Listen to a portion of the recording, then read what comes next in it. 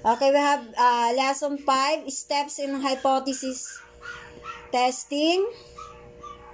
Okay, we have learning competences. At the end of the lesson, the learner should be able to identify the step in hypothesis testing, illustrate level of significant and corresponding rejection region, calculate the probabilities of committing an error in a test of hypothesis,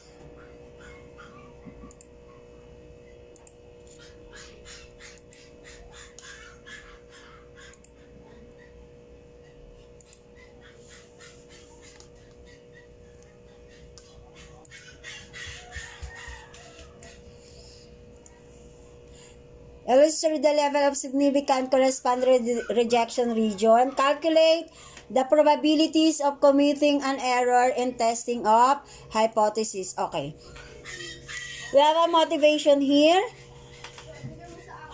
Okay, how a court trial proceed based on their knowledge? Okay, sino yung nakapunta na sa inyo sa mga trial court? Sino yung nakapunta na sa inyo sa mga trial court? Wala pa? Wala pa? Wala pa. Okay, sige. Kunyari ha. Sige. Kunyari, nasa trial court tayo, okay? Kunyari lang, ilagay nyo yung situation na nasa trial court kayo. Siguro nakakapanood kayo ng mga sa movie, yung mga nagliliti sa court, diba? Yung mga nagliliti sa court, siguro nakakapanood kayo yun sa movie. Okay. Guide them by the citing popular case and letting them identify the step to come up with the verdict of that case. Okay. Tingnan natin kung papaano iniisa-isa ng mga abogado kung siya ba ay defender or siya yung accuse, nag-a-accuse. Ibig sabihin, pag defender, ikaw yung tagapagtanggol nung may kaso. Kapag namang ikaw ay nag-a-accuse, ikaw yung kalaban nung may kaso. Okay?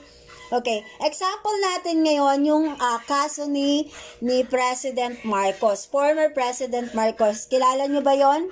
Did you hear the former President Marcos?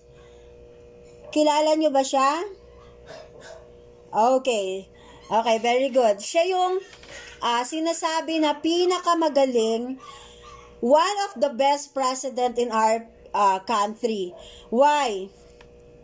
Kasi siya yung alam nyo ba na siya yung presidente na nakakuha lang naman ng bar exam na 100% na score. Siya yung nakakuha ng 100% na score. Siya pa lang ang una, pero may pangalawa na kasi yan eh. May nagkaroon na ng pangalawa na nakumuha na 100 sa bar exam. Okay, pag sinabing bar exam, it is lawyer. Okay, kapag bar exam. Okay, si Marcos ang one of the best president na sinasabi ng mga tao. Okay?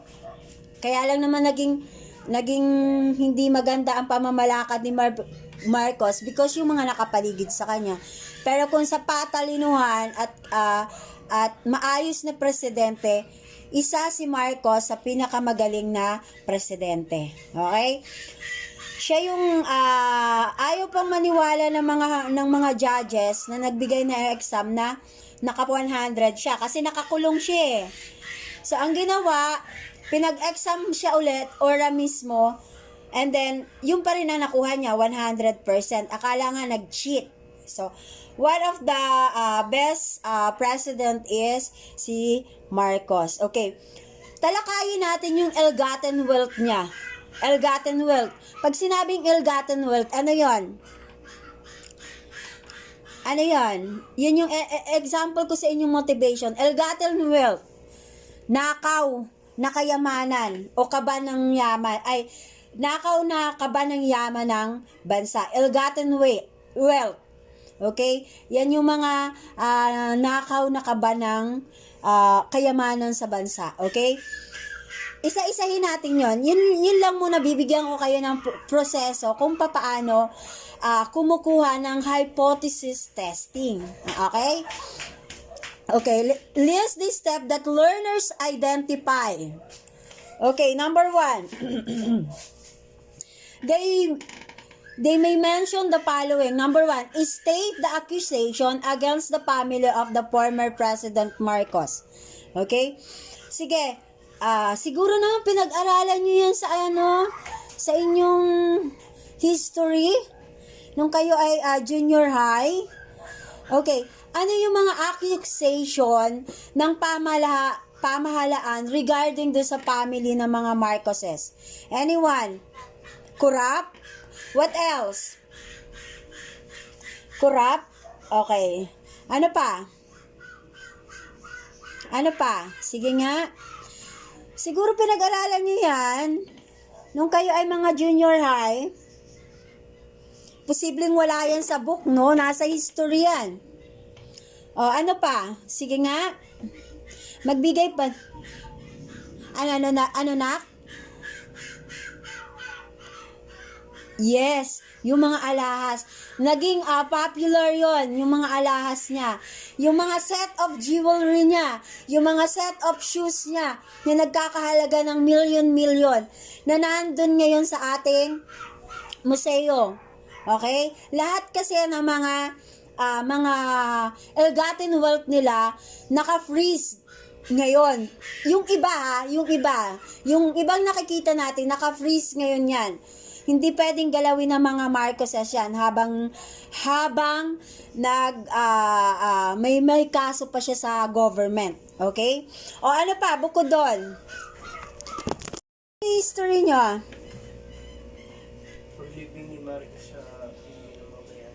Okay, paglibing ni Marcos sa mga libingan ng mga bayani, naging din yon, naging controversy. Diba? Ilang taon din na free siya sa bayan nila. Wax na.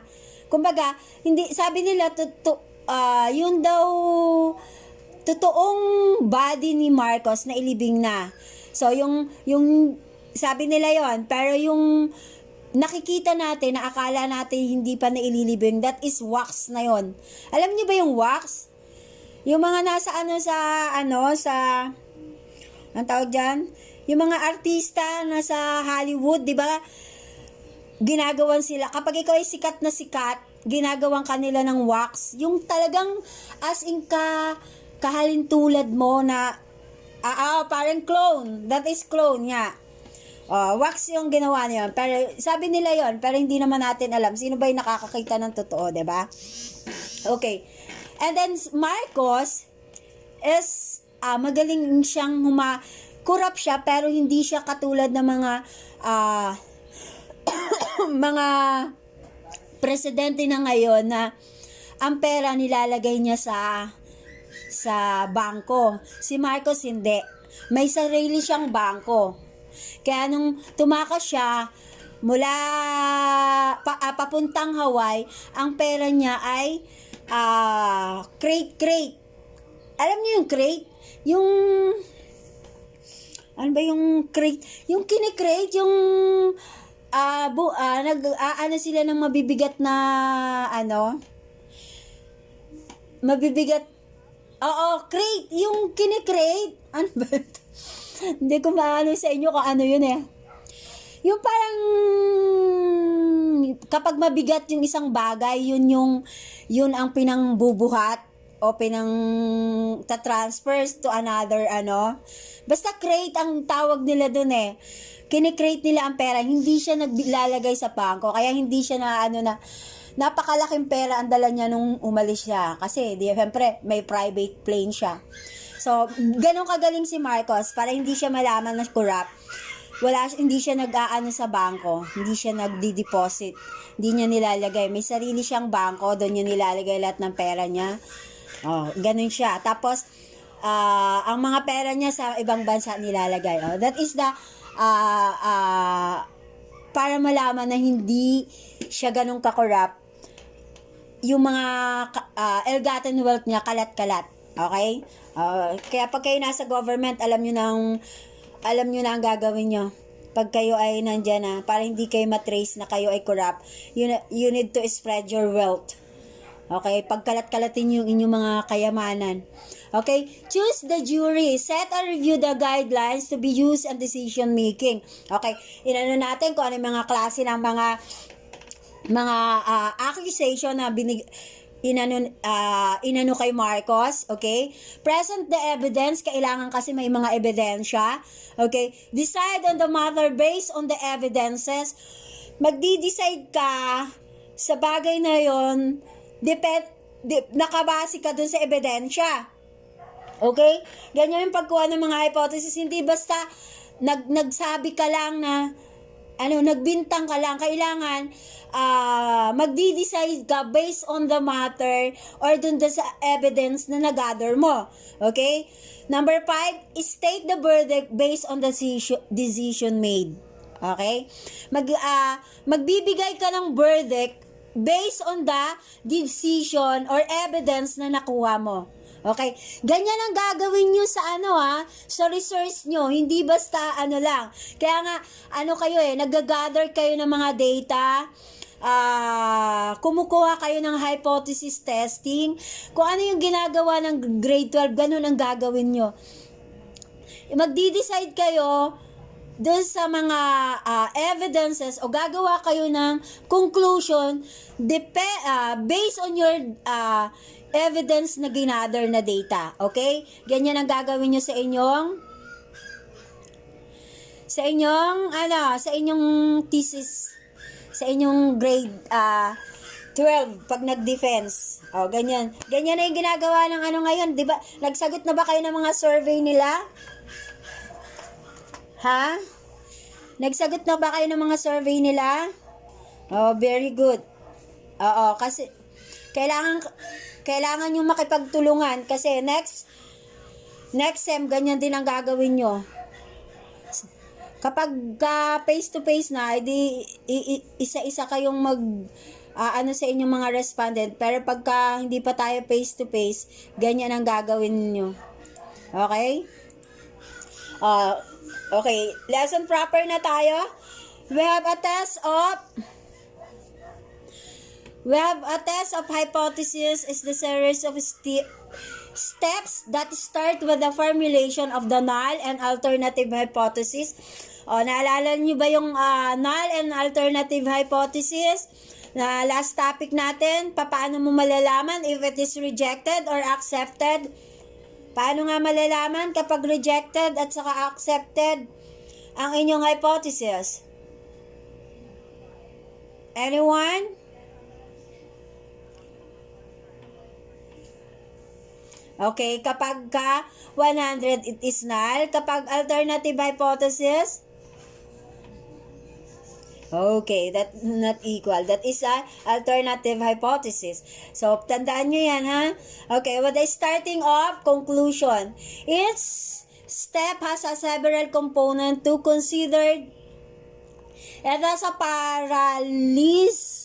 parallelism with a court of proceeding which could be used as motivational activity. Okay? Next tayo, emphasizing that step and the court proceeding are similar and one has the conduct a test of hypothesis. Okay. Balik tayo dun sa ating motivation about the Marcoses. Okay. As in the court proceeding, the first step is to state the accusation of the statement of what will be evaluated as true or false. Okay, someday, hindi natin malalaman, malay nyo, yung iba sa inyo magiging lawyer. So, kailangan, kapag kayo ay naging lawyer, you must gather the evidences for your client to defend your case. Okay? Kailangan yan. Hindi basta maniniwala ka lang doon sa sinabi ng iyong client. Okay? At saka eto ang isang client, ang isang client, syempre ang sasabihin niyan kung ano yung makakapabor sa kanya, 'di ba? Pero you need to gather pa din ng evidence kung tama talaga yung sinasabi ng client nyo. Hindi yung sinabi lang niya. Hindi ka pwedeng mag-base kung ano lang yung sinabi niya. Kailangan, you gather the evidences na magpapatunay na tama o mali ang sinabi ng iyong client. Pero, just in case na mali, na hindi nagkakasundo yung inyong mga hypothesis sa inyong sa sinabi ng client mo at doon sa nag-gather nyo, you need to talk to your client. Then, kailangan, kahit mali yun, kakampi ka pa rin sa client, no? Oo, ide-depend mo pa rin yun. Okay? Ide-depend mo pa rin yung client mo. Kasi kaya ka lang nag-gather ng mga evidences for your client para ba just in case na makuha ng iyong kalaban, may i-revat ka. Okay? May i-revat ka sa kanila. Okay? Okay. Parallel to hypothesis testing, we first formulate the hypothesis to be tested. Remember that we do not know the true state of nature of the hypothesis. That is, whether the hypothesis is true or false. Like in a court trial, we do not know whether the accused is guilty or not. Okay? Katulad ng nasa court, hindi mo pa masasabing paano mo ba malalaman kung guilty or not ang iyong client. As long na hindi mo pa nag-gather yung mga all evidences you need, hindi mo masasabing guilty or not guilty your client. Kasi ang magsasabi niya na guilty or not guilty, the judges. Okay? The judges. Hindi ikaw. Kasi as a defender na lawyer, ang kailangan mo lang ay ipagtanggol ang iyong client. Pero hindi ikaw magsasabi na guilty or not guilty ang iyong client. Okay? Judge ang magsasabi nun. Pero ang judge, magsasabi yan ng guilty or not guilty based on your evidences. Okay? Based on your evidences. Kung ano yung mga inano mo na mga ebidensya, doon din mag-aano ang ang judge. Kung guilty or not guilty ang iyong client. Okay? There are two types of hypothesis to state, a null and alternative. In the court proceeding, we can state the null hypothesis as HO, or the accused is not guilty. Okay? While the alternative is state as HA, the accused is guilty. Okay? Ito yung mga pwede mong gamitin. HO, the accused is not guilty, or the alternative, the accused is guilty. Okay. Okay, we have the second step to state the decision rule that will follow in the making of decision, or whether to reject or fail to reject or accept the null hypothesis. Okay, and a court proceeding, it is a guideline that as a court uses to evaluate the quantity and quality of evidence to be presented. Okay. Okay, ang judge din ang i-evaluate ng iyong quantity or quality ng mga pinipresent mong evidence. Kaya malaki ang papel ng judge sa inyong case. Okay? Pero may mga bagay na alam mo naman, sabi nga dito sa ating bansa ay ang tawag doon, nasusuhulan ang mga judge. Pero hindi naman lahat. Okay?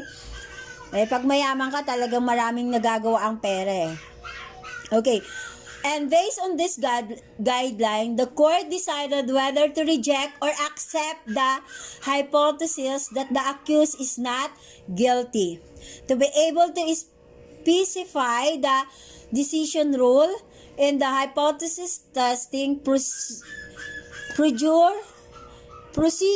there is a need to specify the component of the rule.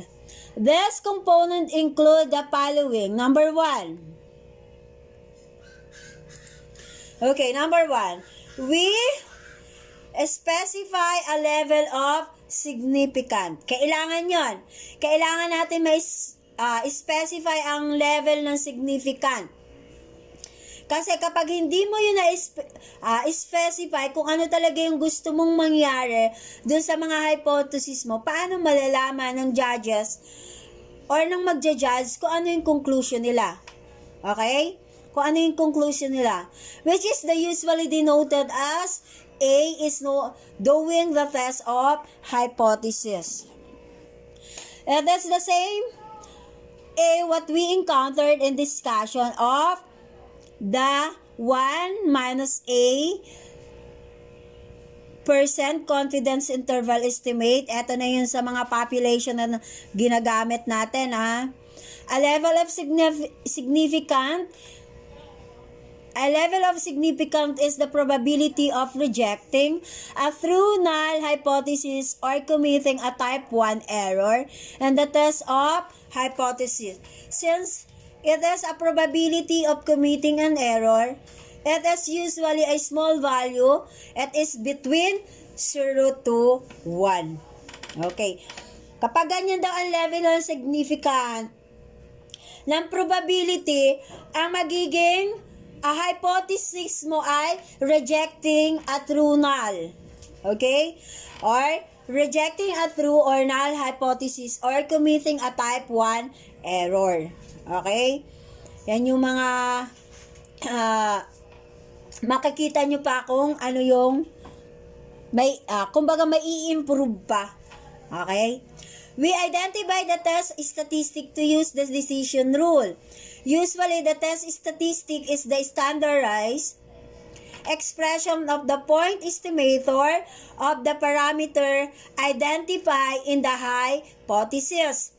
Also, the distribution of the test statistic is also needed to specified. Okay. Laging sinasabi ko sa inyo yan, sa inyong gagawing research, you need to be specific what is the title na gusto mo, and then lagi kang specific sa mga questioner, sa mga tanong sa mga responded, kasi kayo din ang mahihirapan. Okay? Kasi hindi nyo alam kung ano isasagot ng inyong mga responded kapag hindi ka specific. Okay? Walang hindi pwedeng malinaw na tanong sa mga responded mo. Kaya nga sabi ko sa inyo, kapag kayo ay gagawa ng questionnaire, yes or no, true or false, seldom, ano ba yung mga ibang seldom, ano pa yung ibang mga pinagpipilian sa seldom, never, yung mga ganon. Yung mga ganon. Para check ka na lang nila yung box. Okay? Para hindi sila maglalagay ng kanilang sagot. Basta specific kayo lagi sa mga questionnaire nyo.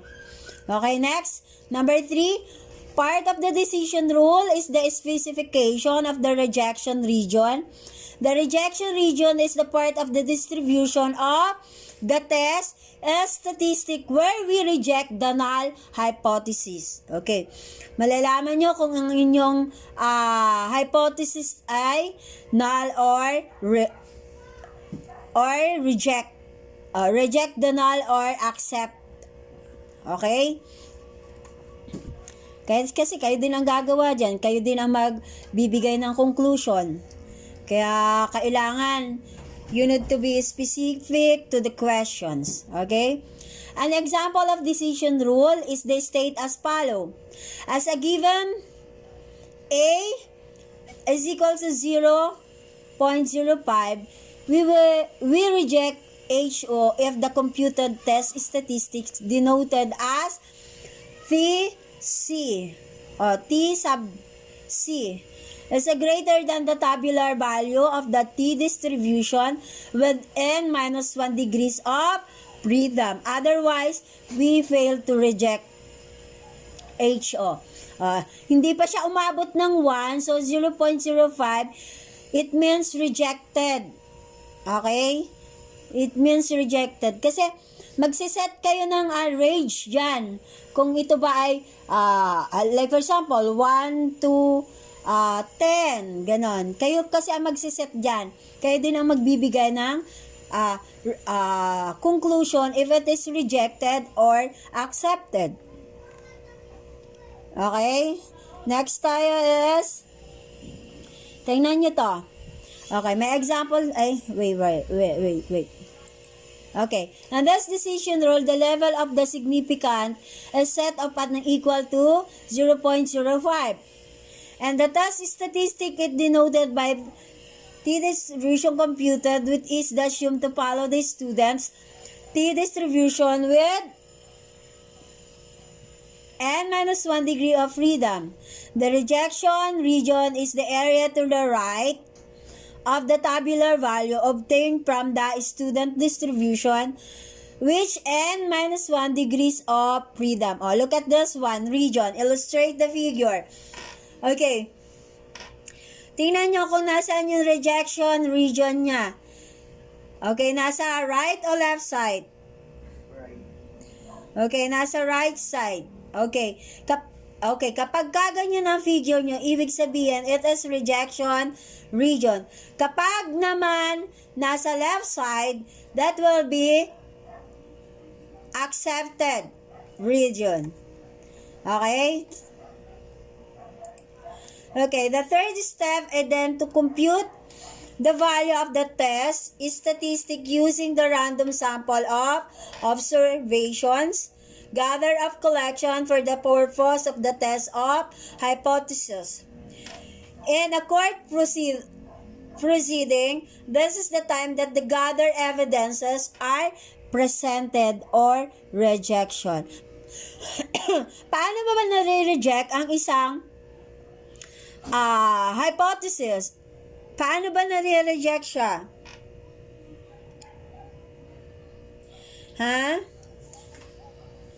Lack of evidences. Ano pa? How do you reject the evidences? Lack of evidences. Ano pa? Ano pa? Bukod sa lack of evidence, paano pa siya mare-reject? If it is the evidences is not it's not enough. It's not qualified. Wrong. Not considered. Oo nga. Ano yung tamang term doon? Kapag ang ebidensya ay hindi nagtutugma doon sa mga sinasabi nung accused. 'Di ba?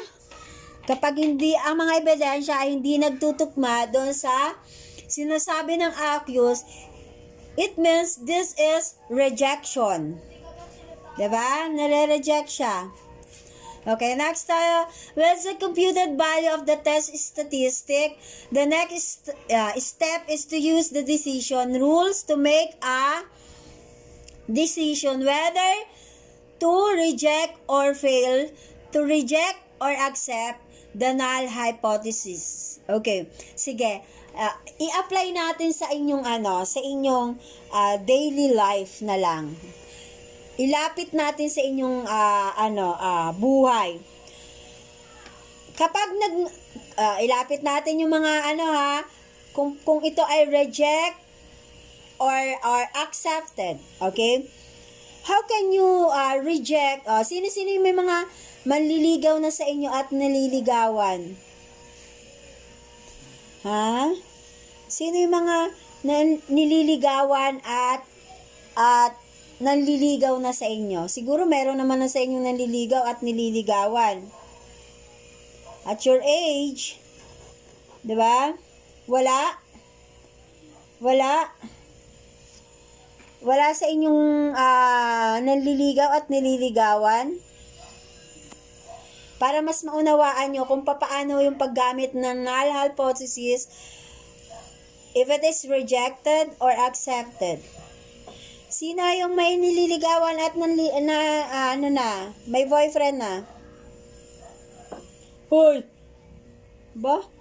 Wala pa? Ang sad naman ang buhay.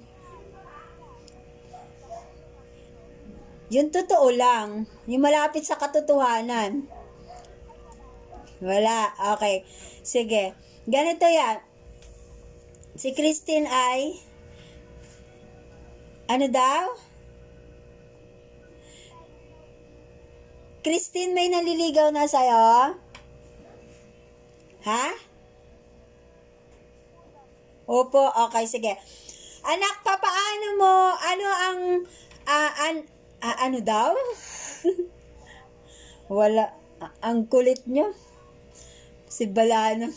Siguro si Balanon meron. Sige, ganito na lang. Bilang isang teenager or bilang isang adolescence, ano ang makakapag-accept or reject sa inyo ng isang manliligaw? Sige nga, para mas makuha nyo. Papaano nyo ma-accept or reject ang isang manliligaw? Ano yung mga qualities na hinahanap nyo?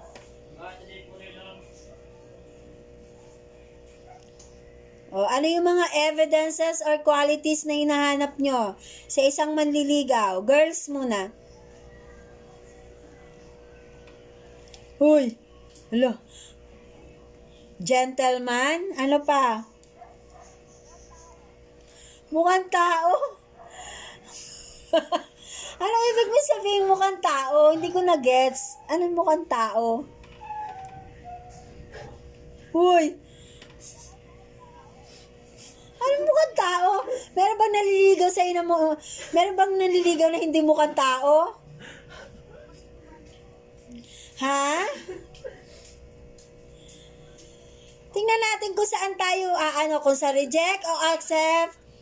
Ano yung mga qualities na hinihingi nyo? Para mas maintindihan nyo yung paano kayo magdidesisyon if it is reject or accepted. Di ba may mga pamantayan tayo tayo mga babae muna.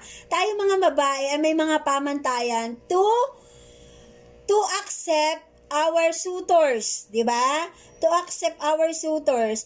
Ano-ano yung mga pamantayan natin as a lady, anak.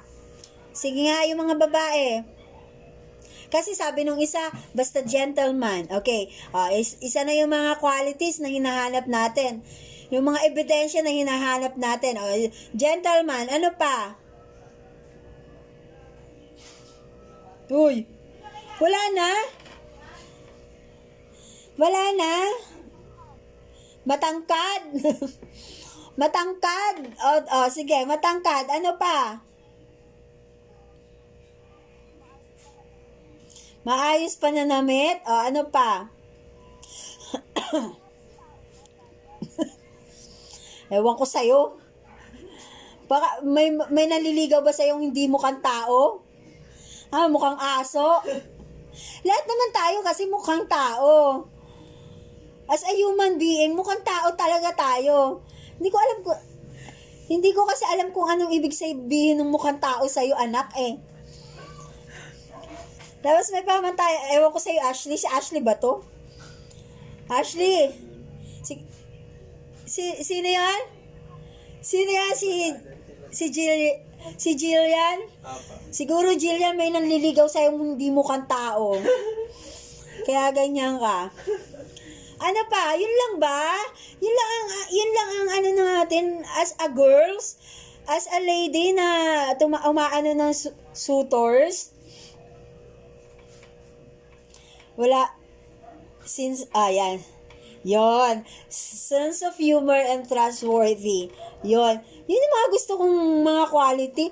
Mga sa inyo kasi puro bata pa talaga kayo puro ang hinahanap nyo yung mga physical appearance. Kailangan ngayon, girls, ang hinahanap natin yung mga hindi lang physical appearance.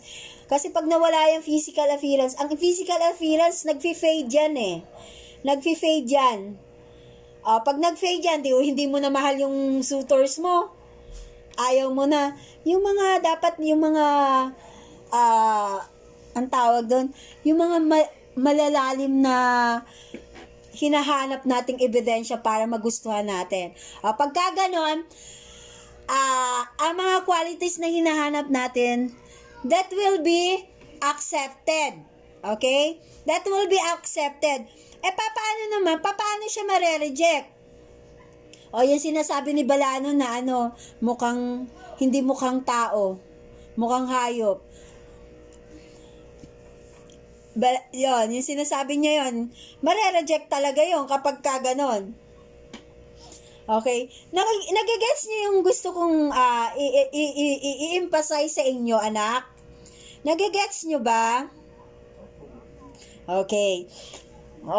Kailangan may mga qualities tayong hinahanap based on the evidences para maging accepted siya at rejected.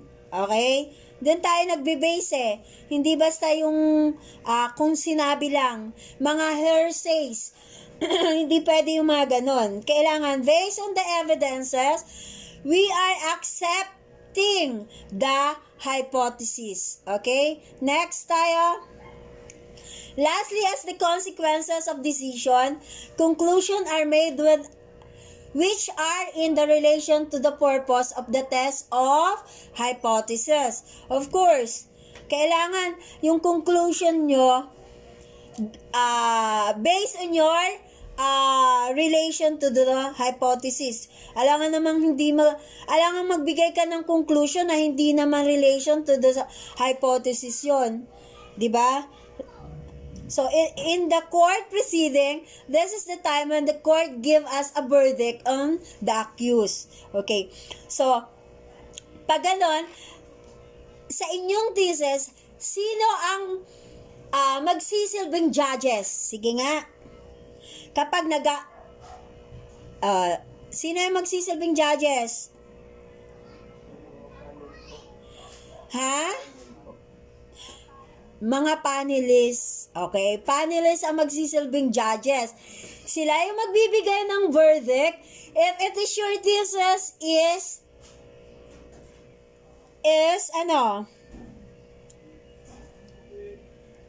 pass or not. Pass or not. Sila yung magsisilbing judges, yung mga panelists, kaya kayo naman ang magsisilbing depender on your thesis. Okay? Kayo yung magdi-depend sa inyong thesis, kaya galingan nyo. Okay? Lahat na lang, nako. Ewan ko pa naman sa inyo kung maano pa kayo sa yung wawala pa kayo dyan sa inyong thesis na yan. Okay? Okay, at this point, we can summarize the step as follow. Number 1, formulate the null and alternative hypothesis. Okay, magpo-formulate ka muna kung if it is null or alternative hypothesis or it is A, accepted or rejected. Number 2, identify the test statistic to use. Kailangan ma-identify mo kung ano yung mga test statistic na ginamit mo with a given level of significance and distribution of the test statistic. State the decision rule and specify the rejection region. Okay? Kailangan yan. Kailangan lahat ng mga data nyo may mga label. Mahirap ang walang label, Diba? Diba, girls? Umaasa ka sa wala, kailangan may level. Okay? Using a simple random sample of observation, compute for the value of test statistic. Number 4, make a decision whether to reject or fail to reject. Accepted who? Number 5, state the statement. Okay, eto lang yung kailangan nyong i-summarize for your step na gathering the data, gathering the evidences, and state the conclusion. Okay? Next tayo. Oh no. That is the drawing conclusion based on the test of hypothesis. We are not 100% sure of our decision and also with our conclusion. Of course, hindi tayo sigurado kung totoo o ano. O 100% na sa mga decision at conclusion natin. Like in our court proceeding, when the court declared the accused is guilty, the decision is not made with a centrally. Kasi pagka sinabi ng judge guilty, ano naman ang gagawin ng defender? Ano ang gagawin ng defender na yung sa accused? Anong gagawin?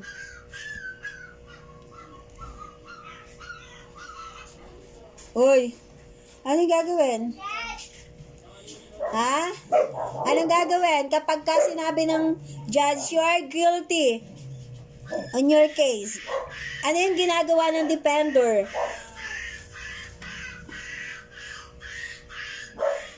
Nag-aano tayo? Motion for consideration. Nag-a-apply. 'Di ba? Humingi pa tayo ng another trial para mag-gather ng mga evidences. May tawag din motion consideration, I think. Yun yata yung tamang term. So, kailangan mong isasampu mo. Kung ikaw ay sa mababang court, na guilty ka, pwede mo siya sa kataas-taas ang hukuman na isampa yun para humingi ka ng motion for consideration. Okay? Yung mga ganong Okay, next tayo. There is still that possibility that accused is not guilty and the court is making the error with its decision. Pwede mangyari yon. Okay, next tayo. Recall that there are two types of error that one can commit in decision making. Those are the type 1 and type 2 error. Okay, pag sinabing type 1 error is rejecting the hypothesis when the fact the hypothesis is true. Ni-reject mo yung hypothesis, pero kumbaga tama naman yung hypothesis. That is the type 1 error ang tawag. Paano ko ba ito i-ano? Parang kapag yung, di ba, nag-gather ka ng data. Pero, yung mga data na ginather mo, totoo naman. Yung mga hypothesis, totoo. Fact siya, totoo siya. Pero, na-reject siya. That is a type 1 error. Bakit ba siya na-reject?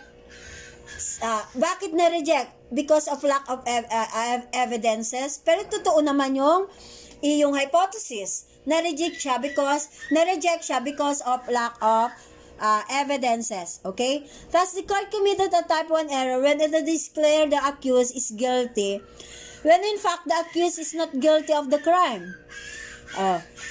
Kaya nga, yung totoo daw ay hindi naman siya guilty dun sa crime, pero na-reject siya. Na-reject siya, kaya ang tawag nun ay type 1 error. Okay? In other words, the court has now convicted an innocent person. Parang ganito yan. Yung, kapag ikaw, i-ano natin yung sa totoong buhay. Kapag ikaw ay walang pera, kahit inosente kang tao,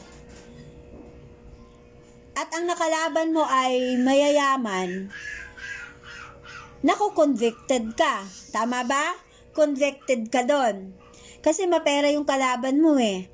Kahit innocent person ka, kahit wala kang kasalanan, if your counterpart ay mayaman, automatic convicted ka as guilty. Tama? Tama ba? May nangyari na yung ganyan, di ba? So, okay. On the other hand, type 2 error committed when the false hypothesis is accepted. Eto naman yung type 2. Yun yung type 1 error Sa type 2 error naman, committed ka, pero ang mga hypothesis mo ay mali-mali o kumbaga false siya. Pero na-accepted. Wait lang sino ba to? She Romena. Okay.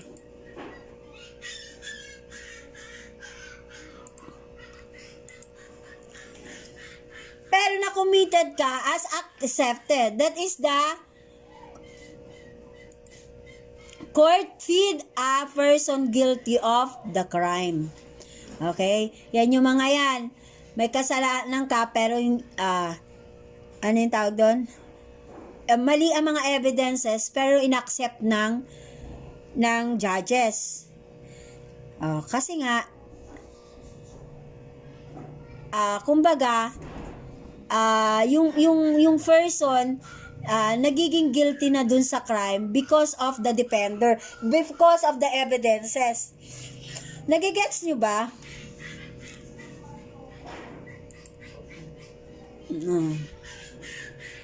Okay, next tayo.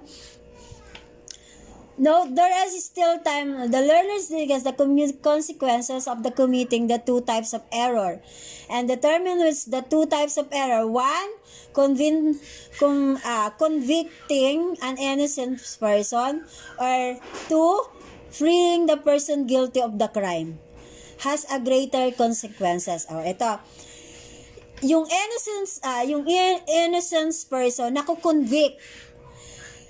Yun namang guilty person na gumawa ng crime, yun naman nagiging freeing, yung nagiging free. Yan yung minsan nagiging consequences, okay? Na mga evidences na ginagather natin na hypothesis. Depende yan sa galing ng iyong defender. Okay?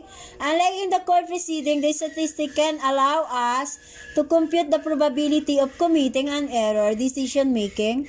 The probability of committing type 1 error is defined earlier as the level of significant, and it is denoted by A. On the other hand, the probability of committing type 2 error is usually denoted by B.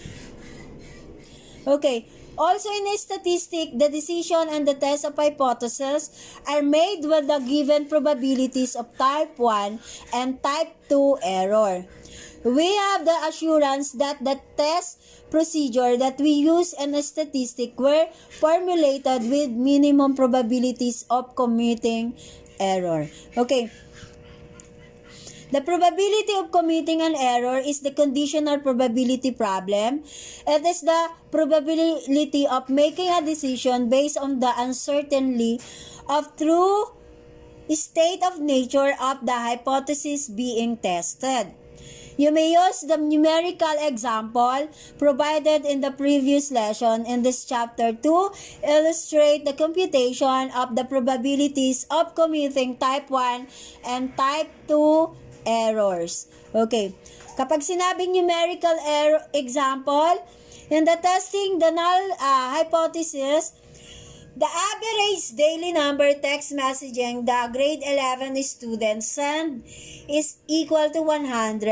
Against an alternative hypothesis, state the average daily number of text messages that the grade 11 student send it the greater than 100. Lucky!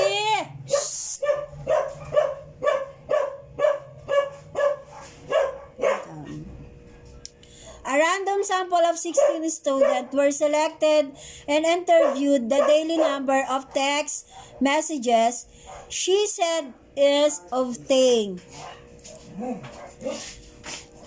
Okay, when you say null hypothesis, it said that be rejected if the sample mean is at least 102. Otherwise, the null hypothesis will be accepted, or we fail to reject who And thus, assume that the number of the test message that grade 11 student send in the day follows a normal distribution with the standard deviation equal to 5 messages. Okay? Ito yung mga computing. Kung ito yung mga kung paano mag-compute for the probability committing type 1 error. Okay, we have A minus P committing a type 1 error minus P rejecting who is true. Ayan yung mga yan. Sundan nyo lang yung mga yan kung saan kinukuha. Okay? Kasi 102, kasi 'di ba ang given is 100 messages, eh lumampas siya sa 100. So greater than less than na siya. Okay, summation of mean minus 100 divided by 5. Saan nakuha yung 5? Okay, ayan o.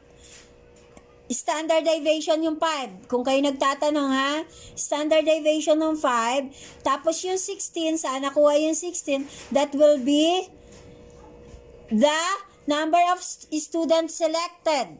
Okay? Number of student of selected. Kaya, divided by 5, all over square root of 16 greater than less than 102 minus 100 divided by 5 all over square root of 16. So kapag inano nyo yan anak, so magiging greater than less than 1.60.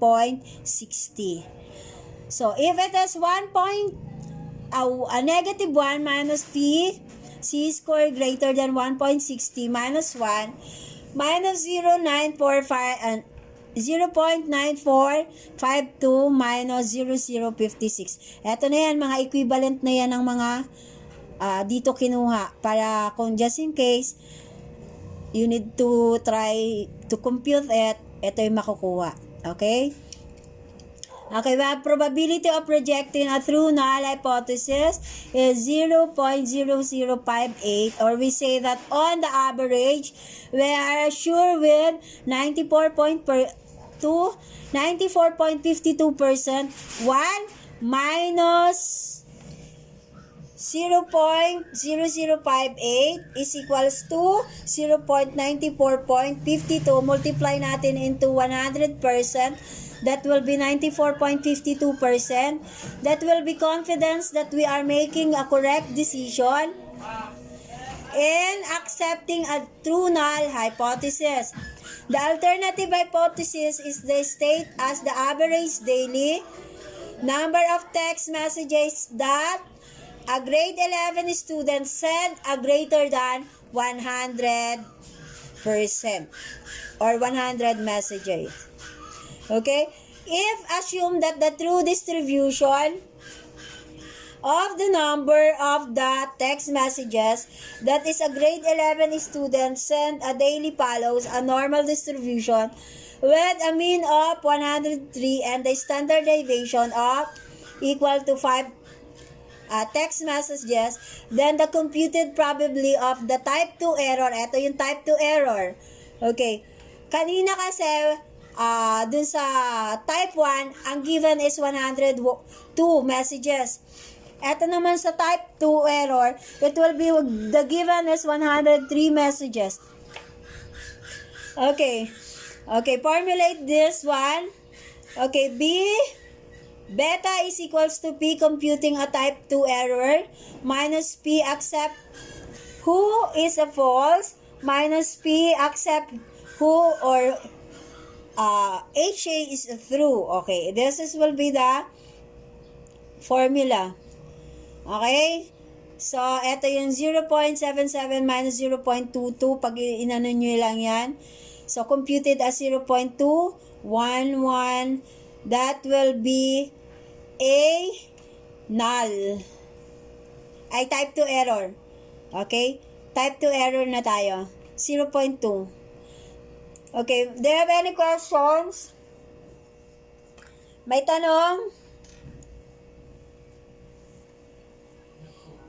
Sigurado? Ganyan lang naman sa mga hypothesis. Pero, alam ko anak, hindi naman kayo gagamit ng mga ganyan-ganyan. Maybe, pag pinagamit kayo nung inyong professor sa research, sakala kayo, balikan nyo yung mga lesson natin. Nasa LMS lang naman natin yan, so makikita nyo lahat kung paano, okay? Kung wala nang tanong, proceed tayo sa... okay, sige, ako ang magtatanong pala. Ako muna magtatanong, sige. What is the difference between type error 1 and type error 2? What is the difference between type error 1 or type error 2?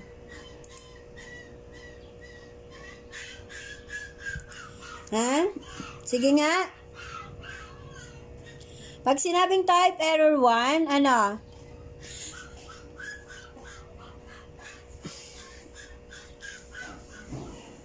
Pag sinabing type error 1, ala? Pag sinabing type error 1,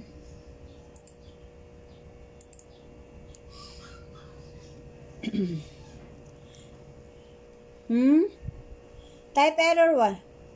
Sige Christine, type error 1. Ano da?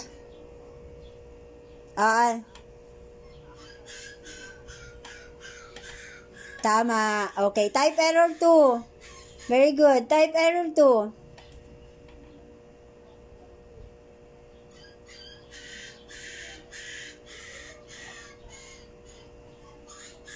Type error 2. Tama yung sinabi ni Christine. Yung yung type error 1, yung na-convict siya, pero innocent siya. Ano naman yung type error 2? O anyone naman? Anyone?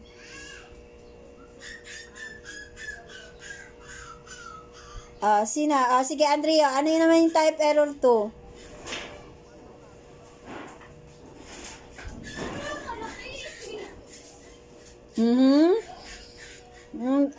Ano yung type error 2? Sige, malapit na doon. Trisha, wait lang. Christine, paki-off ng anak mo, Trisha, ano yung type error 2?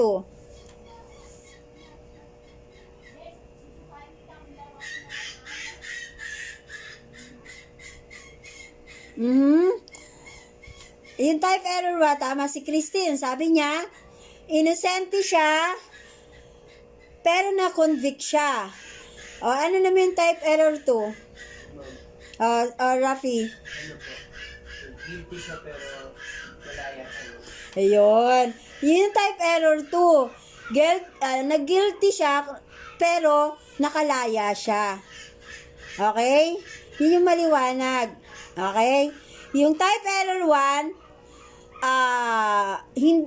hindi siya, innocent siya pero na-convict siya. Type error 2, guilty siya pero nakalaya siya.